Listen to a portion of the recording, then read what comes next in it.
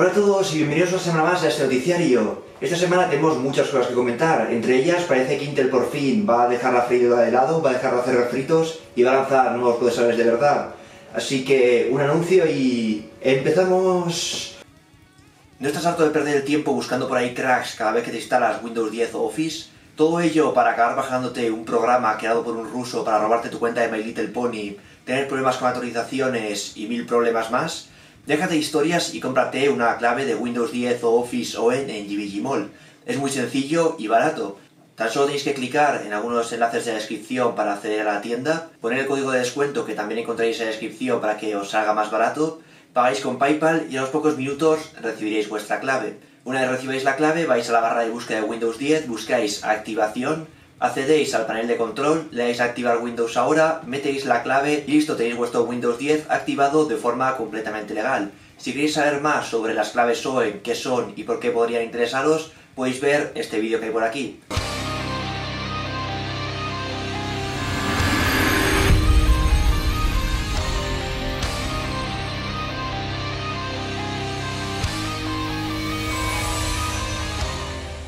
Vamos a empezar por el mundo de los procesadores y en concreto por los procesadores Rocket Lake de Intel. Pues si no os acordáis de Rocket Lake de Intel o simplemente tenéis como yo ya un lío gigante entre tantos nombres de lagos, Rocket Lake serán los sucesores de los procesadores Comet Lake, que van a ser los nuevos procesadores de Intel que saldrán para sobremesa a principios del año que viene, seguramente en enero. Pero Comet Lake no son más que los procesadores que tenemos actualmente con otra configuración de núcleos, la arquitectura sigue siendo exactamente la misma. Rocket Lake será la siguiente arquitectura que debería llegar a finales de 2020 o principios de 2021. La semana pasada conocíamos que estos procesadores utilizarían la 12ª generación de tarjetas gráficas integradas de Intel, es decir, las sucesoras de las gráficas integradas que se utilizan ahora mismo en los pocos procesadores a 10 nanómetros que Intel ha lanzado. Esto nos hacía pensar que estos procesadores utilizarían una configuración un tanto extraña. El procesador estaría fabricado a 14 nanómetros y la tarjeta gráfica a 10 nanómetros. Pero no, finalmente esto no va a ser así. Intel ha proporcionado más detalles sobre Rocket Lake y ahora sabemos que en realidad Rocket Lake utiliza los núcleos Sunny Cove, los mismos núcleos que encontramos en los procesadores a 10 nanómetros porteados a los 14 nanómetros. Es decir, Intel lo que ha hecho ha sido coger la arquitectura que tenía pensada para el proceso de fabricación a 10 nanómetros y como ese proceso de fabricación no son capaces de hacerlo funcionar, han porteado esa arquitectura para poder fabricarla a 14 nanómetros. Y por lo tanto Rocket Lake ya no serían refritos como todos los procesadores de Intel de los últimos 5 años, sino que sería una nueva arquitectura e incluiría todas las mejoras que hemos visto en los procesadores a 10 nanómetros que lanzó Intel para portátiles. Los más importantes son el aumento de IPC. Dependiendo de la tarea el IPC aumenta más o menos, pero según las pruebas que hizo Nandatech el IPC aumenta de media un 20%, así que a igualdad de frecuencias un núcleo de un procesador Rocket Lake debería ser un 20% más rápido que un núcleo de un procesador Intel actual, y se incluiría también el soporte para instrucciones AVX 512, que son instrucciones para realizar cálculos entre vectores de forma muy rápida, algo interesante para el mundo profesional. Ahora bien, esto de portear una arquitectura que en un principio estaba pensada para un proceso de fabricación a 10 nanómetros a un proceso de fabricación a 14 nanómetros tiene sus pegas. Los nuevos núcleos Sunny Cove son más rápidos que los que se utilizaban hasta ahora en los procesadores Intel porque añaden más transistores. Añaden soporte para nuevas instrucciones, el set de instrucciones AVX12 por ejemplo ocupa bastante espacio en el chip, también aumentan el número de instrucciones por ciclo a base de añadir más transistores, entonces el núcleo se vuelve más grande. Pero claro, al pasar de un proceso de fabricación de 14 a 10 nanómetros, puedes fabricar los transistores más pequeñitos y juntarlos más, por lo tanto, al final, esos transistores que añades los compensas con el proceso de fabricación. Más transistores, pero más pequeñitos, te quedan más o menos igual, los núcleos no aumentan en tamaño. Pero claro, si Intel va a fabricar estos núcleos que estaban pensados para un proceso de fabricación de 10 nanómetros en su proceso de fabricación actual a 14 nanómetros, estos núcleos van a ser bastante más grandes de lo esperado, y van a ser más grandes que los núcleos que se utilizan actualmente en sus procesadores. Por lo tanto, Intel ha tenido que sacrificar algunas cosas para poder hacer esto posible. De primeras, en la 10ª generación de procesadores para sobremesa tendremos procesadores de hasta 10 núcleos 20 hilos. Con la 11ª generación vamos hacia atrás, perdemos 2 núcleos. La 11ª generación tendrá como máximo un procesador de 8 núcleos 16 hilos. Usan núcleos más grandes por lo que a Intel ya no le caben 10 núcleos. Después, la gráfica integrada también se ve recortada de forma importante. Mientras que la 12ª generación de gráficas integradas fabricadas en un proceso de fabricación a 10 nanómetros soportan hasta 96 unidades de ejecución, en el caso de Rocket Lake nos quedaremos con un máximo de 32. Intel ha tenido que hacer más pequeñita la gráfica integrada para dejar espacio a los núcleos más grandes. Y algunos estaréis pensando, oye, ¿por qué no hacen simplemente el procesador más grande? hacen un chip más grande para que entre todo y punto. Bueno, de esto ya hemos hablado un montón de veces y es básicamente el problema que tiene Intel actualmente. Cuanto más grande sea el chip, más difícil será de fabricar, más difícil será hacer que te salgan chips correctos sin ninguna imperfección, también produces menos por oblea, por lo que al final el precio de fabricar los procesadores se dispara, aparte de los límites que tienes que afrontar en cuanto a consumo y calor generado. Por lo tanto, Intel no puede simplemente hacer procesadores gigantes, porque serían absurdamente caros y podría fabricar muy poquitos. Tienen que mantener un tamaño razonable de chips, y a día de hoy ya están al absoluto límite de lo que pueden hacer, y de hecho están teniendo problemas de fabricación porque no pueden fabricar procesadores suficientes para satisfacer la demanda. Y bueno, respecto a estos procesadores Rocket Lake con estos núcleos más grandes, también es de esperar que se calienten más y consuman bastante más que los actuales. Vamos a tener núcleos más grandes, por lo que eso va a chupar más energía y se va a calentar más. Pero aún así, estos procesadores podrían ser muy interesantes, especialmente para el mercado gaming. En el mundo de renderizar vídeos y tal, pues contra los Ryzen 9 no van a competir Intel porque llegan hasta 16 núcleos, así que ahí lo tienen imposible. Pero por ejemplo, en el mundo de los videojuegos, estos procesadores podrían ser extremadamente competitivos. Si son capaces de overclockear a las mismas frecuencias que los Intel actuales, es decir, hasta unos 5 GHz, cosa que es de esperar porque estarán fabricados en el mismo proceso de fabricación a 14 nanómetros que los actuales, un proceso de fabricación que está súper pulido y con el que se están alcanzando frecuencias muy altas, pues gracias a ese aumento de un 20% del IPC estaríamos hablando de que un procesador Rocket Lake de 8 núcleos, 16 hilos trabajando a 5 GHz equivaldría a un i9 9900K trabajando a 6 GHz, es decir, serían unos procesadores con una potencia por núcleo absurdamente alta. Y por supuesto estos procesadores Rocket Lake se convertirían en los reyes del gaming y de cualquier tarea donde la potencia por núcleo importe. Y bueno, para terminar con Intel, una curiosidad. Y es que, como ya sabéis, Intel está teniendo problemas de fabricación y no pueden satisfacer la demanda de procesadores que tienen. Así que una de las cosas que han hecho fue recortar de los mercados que menos interesaba, entre ellos la gama más baja de procesadores. Para intentar volver a tener presencia en esta gama, Intel va a revivir el Pentium-G 3420 fabricado en un procesador de fabricación a 22 nanómetros, un procesador que se lanzó en 2013. Es un procesador de 2 núcleos, 2 hilos a 3,2 GHz con un TDP de 53 vatios, altísimo para un procesador de 2 núcleos a esa frecuencia. Pero recordad que estamos hablando de un procesador de 2013. No sé muy bien qué busca Intel hacer con este procesador que está a día de hoy súper obsoleto, pero bueno, van a volver a fabricarlo en el proceso de fabricación a 22 nanómetros. Y bueno, ahora pasamos a AMD. Esta semana AMD ha anunciado la llegada de mini PCs basados en sus procesadores V1000. Los V1000 son una serie de procesadores de bajo consumo que AMD lanzó basados en la primera generación de Ryzen. Llevan ya bastante tiempo en el mercado y se han utilizado para todo tipo de cosas, pero ahora van a llegar al mundo de los mini PC para competir contra los Intel NUC. Pero claro, al final no son más que procesadores basados en Zen 1 a baja frecuencia y fabricados en un proceso de fabricación a 14 nanómetros, así que no son demasiado interesantes, tampoco podemos esperar mucho de estos NUC. Pero bueno, ahí estarán. Más interesantes son las noticias muy positivas para AMD que se han conocido esta semana. La primera es que TSMC, la compañía que actualmente fabrica los procesadores Ryzen, ha seleccionado a 3 compañías para ser las primeras en utilizar su nuevo proceso de fabricación a 5 nanómetros. Y estas son HiSilicon, la compañía que fabrica los chips para Huawei, Apple y AMD. Así que AMD podrá lanzar sus procesadores Zen 4 basados en el proceso de fabricación a 5 nanómetros en 2021. Además, TSMC ha anunciado que este proceso de fabricación se ha adelantado y estará listo antes de lo previsto. De hecho, su producción en masa empezará ya durante el año 2020. Y en 2022 tienen pensado ya dar el salto a los 3 nanómetros. En TSMC van lanzados los procesos de fabricación. El año que viene vamos a tener los 5 nanómetros y en 2022 los 3 nanómetros. Más le vale a Intel ponerse las pilas, los 10 nanómetros ya sabemos que no funcionan, pero sus 7 nanómetros, que deberían ser equivalentes a los 5 nanómetros de TSMC, los tiene que tener listos ya. El año que viene TSMC va a dar comienzo a la producción en masa a 5 nanómetros, así que Intel para esas fechas tiene que tener ya prácticamente listos los 7 nanómetros o ya funcionando, porque si no se van a quedar definitivamente atrás. La semana pasada también os conté una noticia que me hacía bastante gracia, el tema de que Dell se quejaba de que había vendido menos este año por culpa de Intel, que no les vendía suficientes procesadores porque no podían fabricar suficiente, así que ellos tampoco podían fabricar suficientes portátiles y estaban perdiendo dinero. Y me hacía gracia porque echaban la culpa a Intel de esto y omitían completamente que AMD existe y que podrían haber fabricado portátiles con procesadores AMD para compensar la falta de procesadores de Intel. Pues bien, esta semana hemos sabido que Dell ya está en negociaciones con AMD para montar sus procesadores, lo cual era la opción lógica y de hecho ya van bastante tarde, porque todo ese dinero que han perdido durante este año podrían no haberlo perdido si hubieran montado procesadores AMD desde el principio. Otra noticia interesante respecto a AMD es que, como ya sabéis, el año que viene llegarán los Ryzen 4000 basados en Zen 3 y el proceso de fabricación 7 nanómetros Plus, la versión mejorada de los 7 nanómetros que utilizan actualmente para los procesadores Ryzen. Junto a esta nueva generación de procesadores, como junto a cada nueva generación, saldrá un nuevo chipset, el chipset X670. Los chipset X370 y X470 de AMD los diseñó ASMedia, no eran diseños de la propia AMD, sino que contrató a ASMedia para que ella se encargase de hacer estos chipsets. Con el chipset X570, el primero en implementar PCI Express 4.0, AMD decidió diseñarlos ella misma, así que los chipset X570 estaban diseñados por la propia AMD.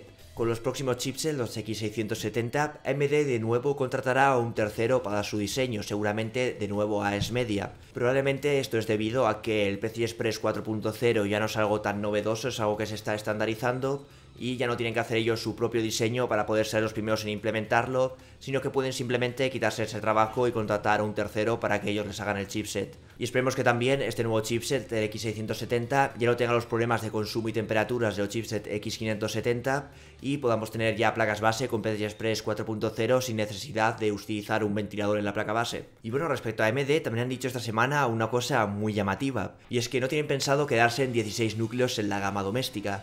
AMD con los primeros Ryzen hizo que en la gama doméstica pasásemos de tener 4 a 8 núcleos, y con los Ryzen 3000 ha hecho que pasásemos de tener 8 a 16 núcleos. Actualmente 16 núcleos es una burrada en la gama doméstica, son procesadores absurdamente potentes, y hace tan solo 2-3 años 16 núcleos eran los Threadripper tope de gama, que era lo más top que podías comprar y los procesadores más potentes que podías comprar en una tienda. Ahora tenemos eso en la gama doméstica. Y claro, han preguntado a AMD, oye, ¿y esto dónde va a acabar? ¿Vais a seguir lanzando más núcleos en la gama doméstica o ya con 16 os vais a conformar durante un tiempo? Me han dicho que su intención es continuar aumentando el número de núcleos, que hasta ahora la barrera principal era el software, que el software simplemente no podía aprovechar tantos núcleos, entonces no tenía sentido lanzar procesadores de más de 4 o de 6 núcleos, pero que eso en los últimos años se ha cambiado, que ahora el software está pensado para aprovechar procesadores con un gran número de núcleos y que por lo tanto no hay ninguna barrera para seguir aumentando el número de núcleos y que en el futuro van a seguir aumentándolo.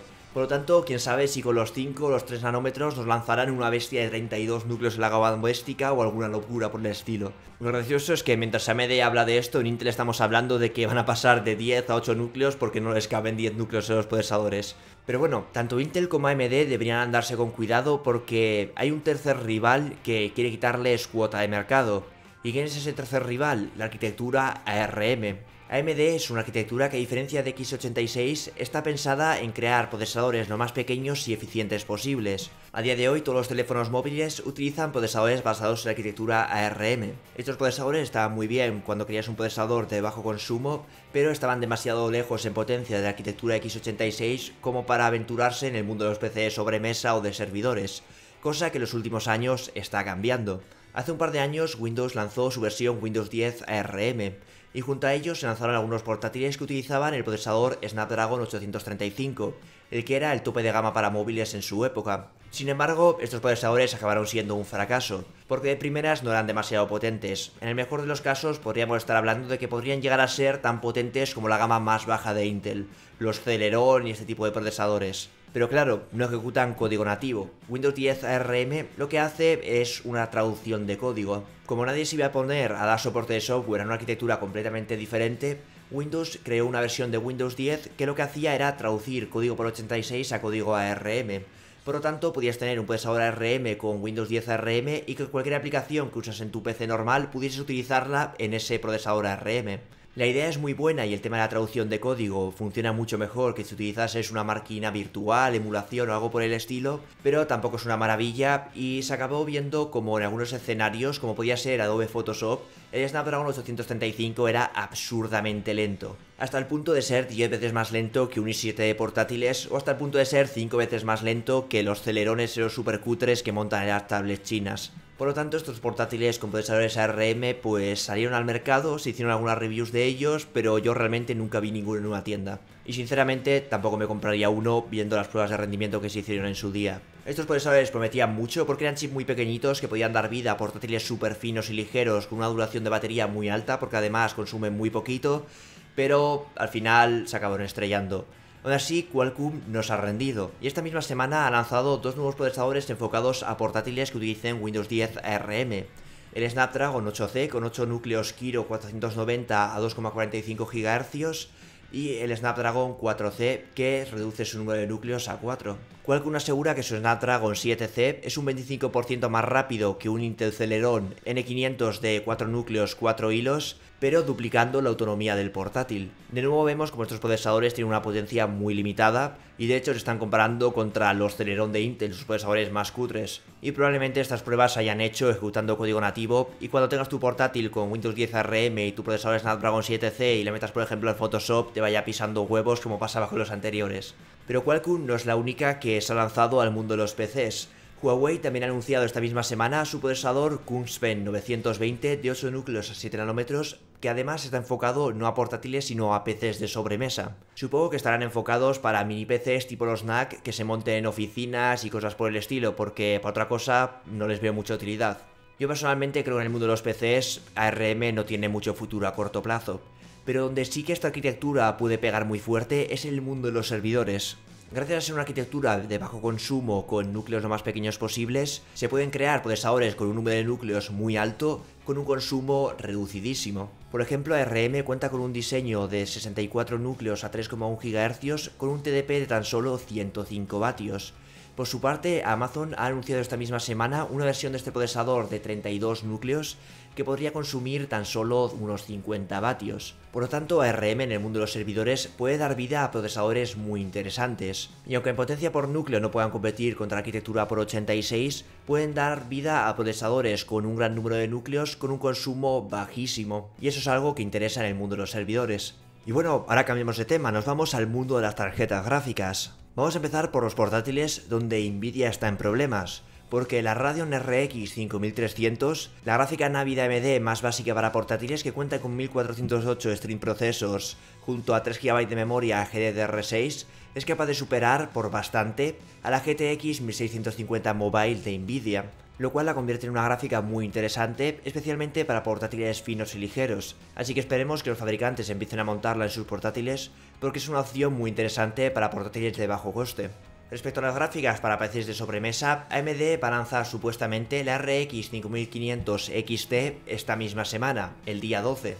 Esta gráfica, como ya sabéis, se anunció como en septiembre, hace un montón de tiempo, pero no había llegado a las tiendas, pero sí que se ha dejado ver en algunos equipos OEM, es decir, PCs premontados. En estos PCs pudimos ver como la RX 5500 de 4 GB rinde parecido a la GTX 1060 o a la RX 580, y se encuentra también muy cerca de la GTX 1650 Super, aunque en este caso pierde contra esta gráfica, aunque por una diferencia mínima. Así que se trata de una gráfica enfocada a la gama baja. Esperábamos que la versión para PCs de sobremesa, la 5500 XT, fuese un poquito más rápida que la 5500 que hemos visto en PCs OEM, pero esto finalmente no va a ser así.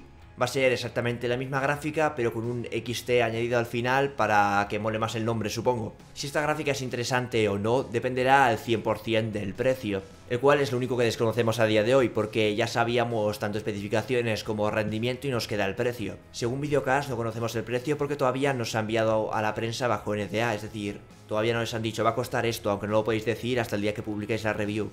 Eso sí, Videocast asegura que ha contactado con fabricantes de placas, es decir, con Asus, MSI o alguna de estas, y estos les han dicho que el precio de esta gráfica es demasiado alto. Así que veremos qué pasa, pero podría ser que esta gráfica acabase siendo demasiado cara para el rendimiento que tiene y acabase siendo poco interesante. También hay que decir que seguramente a AMD ahora mismo no le interese demasiado el tema de sus tarjetas gráficas por una razón muy sencilla, y es que las líneas de producción de TSMC a 7 nanómetros están saturadas. Entre los Ryzen, los chips de Apple, los chips para móviles, están al 100%, están saturadas y no dan para más. Por lo tanto, AMD, como es lógico, está dedicando toda la producción de la que dispone para los procesadores Ryzen. Así que en gráficas no le interesa sacar una gráfica a 7 nanómetros superventas porque directamente no serían capaces de producir suficientes.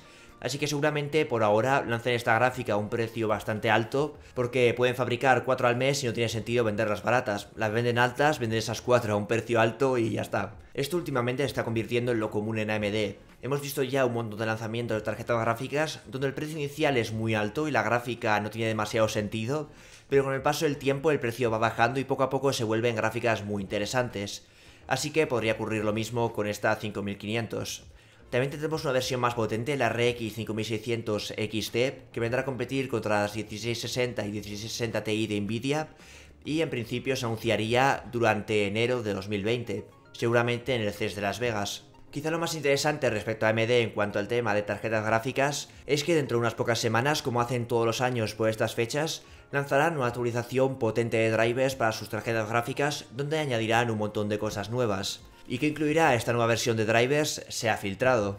¿Qué va a meter nuevo AMD en sus drivers para tarjetas gráficas?